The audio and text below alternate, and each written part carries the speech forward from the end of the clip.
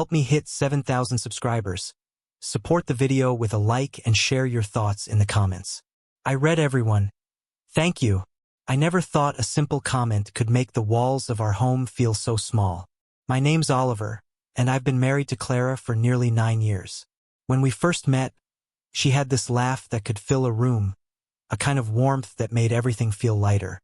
I, on the other hand, was quieter, methodical, always planning, always trying to make things easier for her, for us. She told me once that she loved how I kept things steady, how I never let life's chaos spill over into us. That was enough for me back then. Enough to think that what I gave her, what I did for her, mattered. The first few years were everything you'd imagine when love is new and reckless. Clara and I would stay up late talking about our day, planning little adventures, laughing at inside jokes only we understood. We weren't loud, but we were close, impossibly close.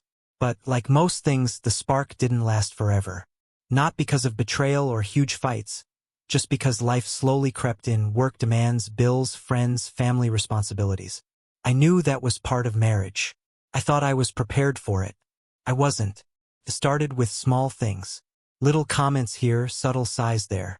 The smile that once lit her face when I came home now felt forced. A courtesy rather than joy. I'd make dinner. She'd poke at her food, scrolling through her phone, not looking up. I tried to talk to her, to reconnect, but the conversation always felt like a monologue. She'd nod, half listening, her eyes distant. I blamed work, stress, exhaustion, anything that wasn't me. Then came the words that cut deeper than anything I had imagined. It was a quiet Tuesday evening. I'd cooked her favorite meal, the kitchen smelling like roasted garlic and rosemary. The table set just the way she liked it. I walked in, expecting even a flicker of appreciation. Instead, she looked at me, weary and unamused, and said, "Oliver, I just don't think I'm happy with you anymore. Nothing you do seems to matter." I felt the room tilt like gravity had changed direction. For a moment, all I could hear was the hum of the refrigerator and my own heartbeat. It wasn't anger that hit me first, nor sadness. It was disbelief. How had we gotten here? How had my years of trying, of showing love in the ways I thought mattered, amounted to a nothing? For days, I replayed that line over and over in my head, like a song stuck on repeat. I tried harder, of course, I always tried. I planned weekend trips, little surprises, handwritten notes, everything I could think of to pull her back, to remind her and myself of the Clara who used to light up every room. But every gesture was met with indifference. A half smile, a distracted glance, a polite thank you that didn't reach her eyes. And then, slowly, something shifted inside me. I realized that in trying to force happiness, I was losing myself. Every ounce of effort that wasn't reciprocated chipped away at my own joy, my own sense of worth. I had been bending backward for someone who no longer appreciated the stretch. I was tired more than just physically. I was tired of hoping for warmth from someone who had grown cold. I decided, quietly, without drama, to stop trying. Not out of spite, not as a punishment, but out of self-preservation. No more extra notes, no more surprise dinners, no more bending myself into shapes she no longer recognized or wanted. I went back to the basics, living, breathing, being present for myself first. And that's when it happened. The first evening after I stopped, Clara noticed. Not immediately. She pretended she didn't. But the difference was subtle, unavoidable. I didn't hover. I didn't cater. I simply existed, calmly and unapologetically. First, she said nothing. But the next morning, the tension in the kitchen was tangible. She tried to start a conversation, small talk about breakfast, the weather, but it was strained, awkward, a performance. And I realized something else. The energy she had once demanded from me, the constant effort, the ceaseless expectation of happiness that wasn't natural, had been exhausting her too. A week later, she finally broke. Sitting across from me at the kitchen table, her hands wrapped around her mug like it was a lifeline, she said, "Oliver, what's going on? Why aren't you trying anymore?" I looked at her, really looked at her, and for the first time in years I didn't flinch. I didn't offer excuses. I didn't beg for her understanding. I simply said, "I stopped trying." Because I realized I was the only one who was. The room went silent. She blinked, confused, frustrated. A mix of emotions crossing her face so fast it was almost imperceptible. And then, slowly, her eyes widened. Not with anger, not with sadness, but with recognition. She saw it.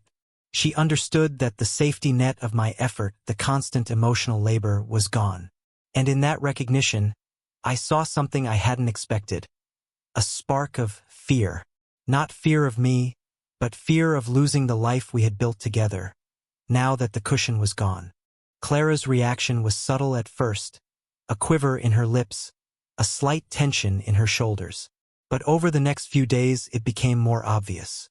She tried small gestures, bringing me coffee in the morning, casually asking about my day, but they felt forced, like she was testing me, testing if I would slip back into my old patterns.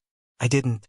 I stayed steady, quiet, consistent, but only for myself, not for her.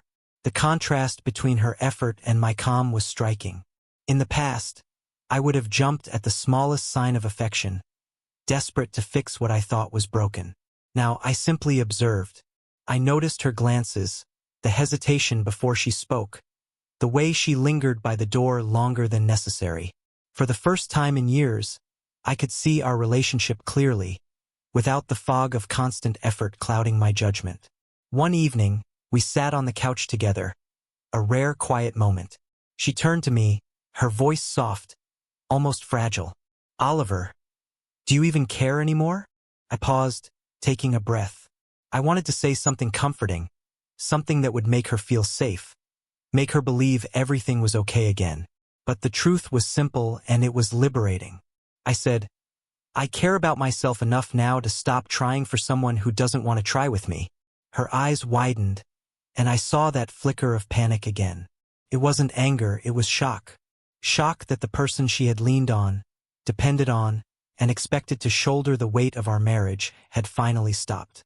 For so long, I had been the emotional engine, the one who kept everything running smoothly.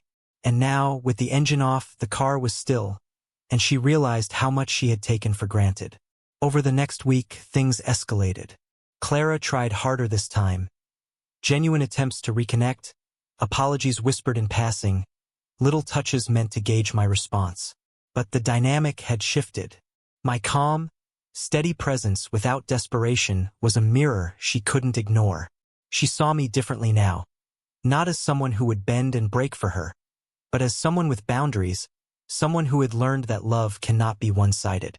One night, as we sat in silence after dinner, she finally said what had been simmering beneath the surface all these years.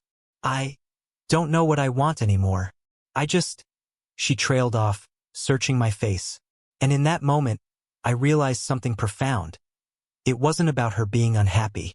It was about control, expectation, and dependency. She had thrived when I carried everything for both of us. But now that I had stopped, she felt unmoored. I didn't say a word. I let the silence stretch, letting her feel the weight of the choices she had made and the consequences of taking me for granted. And slowly, she began to change. Not overnight, not fully, but subtly. She started to notice the little things she had ignored for years. The quiet kindness in my gestures, the patience I had shown without complaint, the loyalty I had offered without demand. It wasn't a dramatic reconciliation. There were no sudden fireworks or tearful confessions. Just a gradual shift, a recognition that what she had taken for granted was real, steady, and irreplaceable. And for the first time, I felt what I had been missing for years. Respect. Not the fleeting, superficial kind, but true, earned respect. The kind that comes when someone realizes they cannot take your presence, your effort, or your heart for granted. Clara and I didn't suddenly become the couple we once were. The spark didn't return overnight. But something more important happened. A balance was restored. She began to meet me halfway, and I no longer carried the weight of her happiness alone.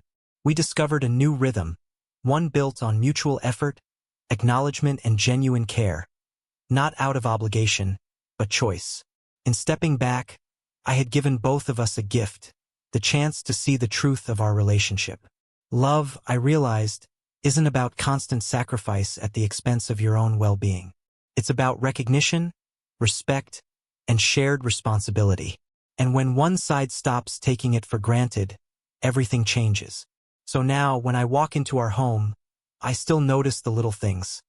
The smile, the glance, the small gestures. But I do so with clarity, not desperation. Clara has learned what I already knew. Happiness isn't given. It's built together. And for the first time in years, I feel like an equal partner in the life I've worked to create. Not a ghost of effort, unseen and unappreciated. Sometimes, love needs a pause, a step back to be fully understood. And when that pause happens, when you stop bending and trying for someone who won't meet you halfway, you discover something amazing. The person who remains steady, patient, and true is not just loved, but respected. And in that respect, I finally found my peace.